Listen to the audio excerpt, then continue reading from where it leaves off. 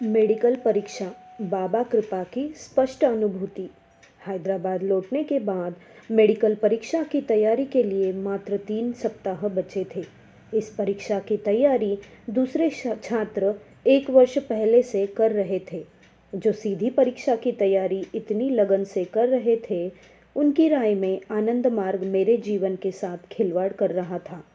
चूँकि समय बहुत कम था, इसीलिए मैंने फैसला किया कि इन बचे 3 सप्ताह को पूर्णतः परीक्षा की तैयारी में लगाऊंगा।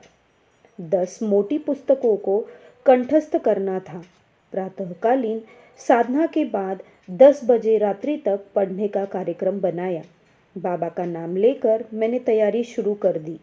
यह देखकर मुझे घोर आश्चर्य हुआ कि पुस्तक के जिस पृष्ठ को मैं पढ़ने के लिए खोलता, ऐसा लगता था कि पहले से ही मुझे सब मालूम है और मैं मात्र उसे दोहरा रहा हूँ।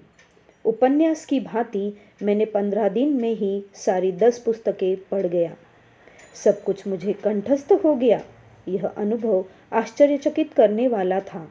शेष 1 सप्ताह में मैंने दोबारा सभी 10 पुस्तकें पढ़ना चाहा, परंतु मात्र 4 दिन में ही पूरा काम हो गया। तीसरी बार सभी पुस्तकों को पढ़ने में केवल 2 दिन लगा। परीक्षा 1 दिन बाद होने वाली थी। अंतिम दिन का अधिकांश समय साधना में लगाया। दूसरे दिन परीक्षा में बैठा। अन्य मित्रों की भांति यदि मैं पूरा वर्ष परीक्षा की तैयारी में लगाया होता, तब भी यह परीक्षा उतनी आसान नहीं होती। प्रश्नों का उत्तर अपने ढंग से लिखा। यह परीक्षा मेरे लिए शेष एक शोध का विषय था, क्योंकि उत्तर पुस्तक को अक्षरशः याद करके नहीं बल्कि अपने ढंग से लिखा था। इस प्रकार परीक्षा समाप्त हुई। 1 माह के बाद परीक्षा फल घोषित हुआ। 200 छात्रों में से केवल 35 उत्तीर्ण हो पाए थे। उत्तीर्ण छात्रों की संख्या 17.5% थी। परीक्षा फल दुखदायी था, परंतु मुझे अच्छे अंक मिले थे। परीक्षा फल से मेरे साथी भौचक्के रह गए। वे सोचते थे कि आनंद मार्ग मेरे जीवन को नष्ट कर रहा है, परंतु नतीजा विपरीत निकला।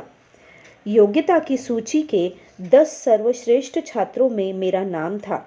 सभी आश्चर्यचकित थे कि मुझे इतने अच्छे अंक कैसे मिले, जबकि मेरा अधिकांश समय बॉम्बे की यात्रा तथा खेल कूद में बीता था। बाबा समग्र सृष्टि के नियंत्रक सत्ता है। जब हम उन पर आश्रित होते हैं तो हमारा वह सारा कार्य कर देते हैं जो हमारे लिए शुभ होता है। उनके हाथ में केवल अपने को सुपुर्द करना होता है। ऐसा कर हम चिंता मुक्त हो जाते हैं।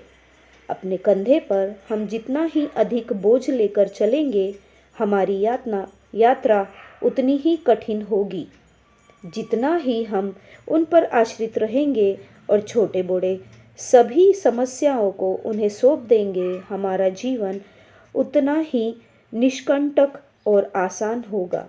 उस समय मुझे उसी बात की अनुभूति हुई। अब भी इसी बात में मेरा दृढ़ विश्वास है। मनुष्य मनुष्य से अनेक प्रत्याशाएं करता है। उस प्रत्याशा को पूर्ण करने के लिए निरलस भाव से कार्य करते जाओ। याद रखो, एक घृणा, द्वेष, शोषण मुक्त स्वस्थ मानव समाज का निर्माण करना ही होगा। इस महान कार्य में परम पुरुष का आशीर्वाद तुम्हारे साथ अवश्य ही रहेगा। बाबा।